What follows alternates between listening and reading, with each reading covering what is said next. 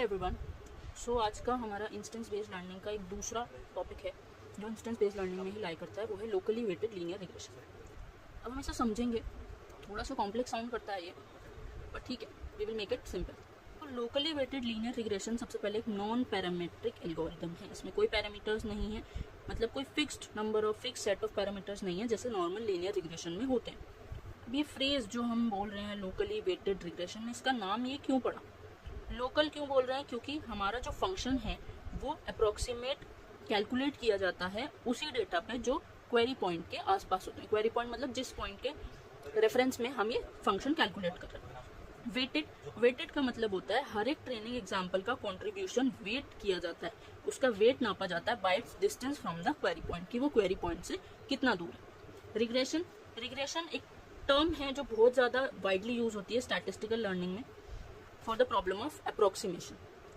जैसे हमारे पास एक नया क्वेरी इंस्टेंस है एक्स क्यू, एक नया क्वेरी पॉइंट है, तो जनरल अप्रोच क्या होगा लोकली वेटेड रिग्रेशन में? हमें एक अप्रोक्सीमेशन फंक्शन कैलकुलेट करना है जो ट्रेनिंग एग्जांपल्स जो आसपास हैं उस क्वेरी पॉइंट के, उसके लिए फिट बैठे।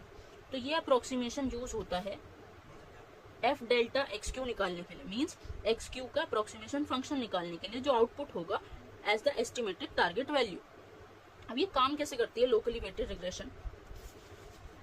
कंसिडर लोकल वेटेड रिग्रेशन जिसमें टारगेट फंक्शन हमने अप्रोक्सीमेट कर लिया एक्स क्यू के पास एक लीनियर फंक्शन की मदद से of the form w0 plus w1 a1x plus ऐसे ही wn an जहां तक भी हमें करना है।